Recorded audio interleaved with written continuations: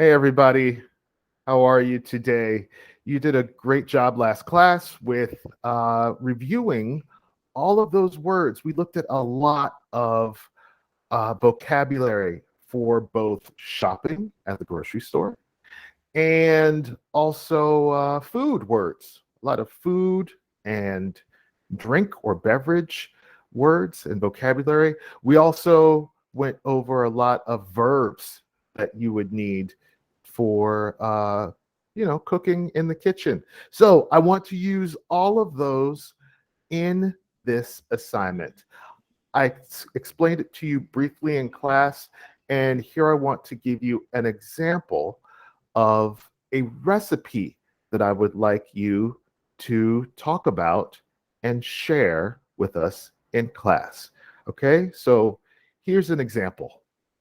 So this can be your first page. You could make the title How to Make an Omelet, or if you're making brownies, How to Make Brownies, How to Make Chicken, How to Make gallo pinto. Whatever recipe you want is what you can use, okay? And you can use that recipe. And so here's just one example how to make an omelet. You can call it omelet recipe, brownies recipe, chicken recipe, or for example, Joey's omelet, Andrea's brownies, Juan's chicken, you know, Jair's mayonnaise, whatever you want to call it. Okay, so those are just some options. Those are some examples. And here, the first slide, I have the ingredients.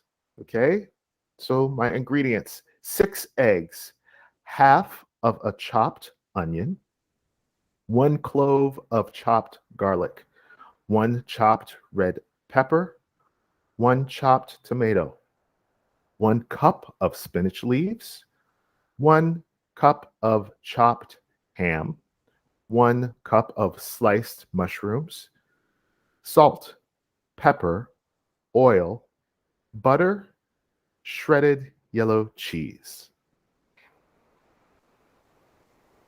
And now I have my steps. Okay, so the first step: first, chop the onion, garlic, red pepper, tomato, and ham. Then slice the mushrooms.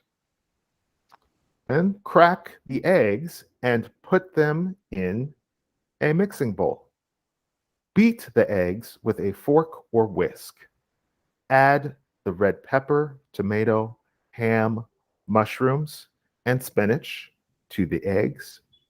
Sprinkle 1 or 2 pinches of salt and pepper. Mix everything together. And then these are my cooking steps.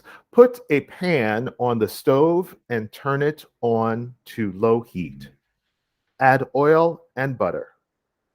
Saute the chopped onions and garlic until they are soft. Add the egg mixture to the pan. Flip the omelet when the bottom is firm. Take the omelet out of the pan when the other side is done. Then serve, eat, and enjoy. So that's how easy it is. Okay, so you, as the person who is the, I guess, presenter, or the student who is telling us about your recipe, that's all you have to do. Okay, now the next part is that we will take turns in class saying what the presenter did in the past tense. Okay, so here's an example. Let's look back at the steps. So here we are back at the steps. Let's say I was presenting in class, right? So I presented the omelet recipe. Then we will take turns with each student telling me when I ask you, what are the steps that I took? So the first student, I will say, what was the first step? And the student will say, oh, so Joey, you chopped the onion, garlic, red pepper, tomato, and ham. Then the next student, okay, what did I do next? You sliced the mushrooms. Next student. Oh, okay, Joey, so then you cracked the eggs and put them in a mixing bowl. Next student. Okay, Joey, you beat the eggs with a fork or whisk. Next one. You added the red pepper, tomato, ham, mushrooms, and spinach to the eggs. Next student.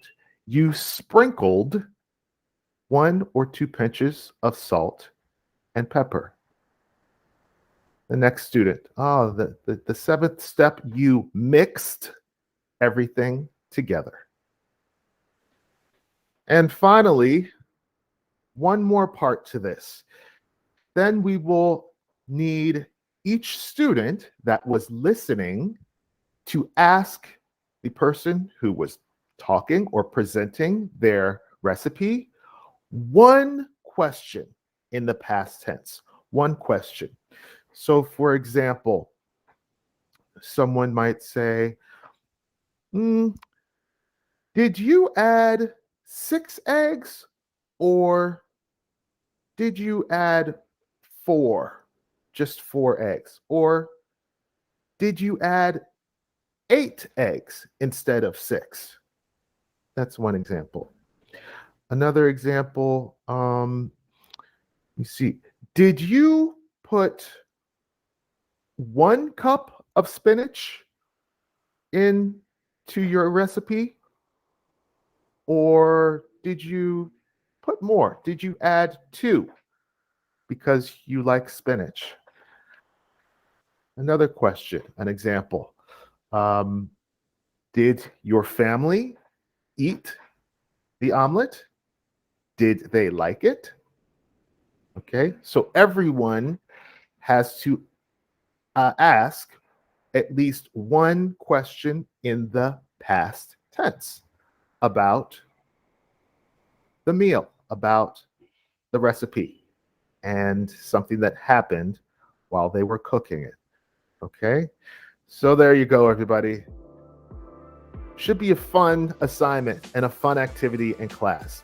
Let me know if you have any questions, and we'll see you with your recipes next time in class.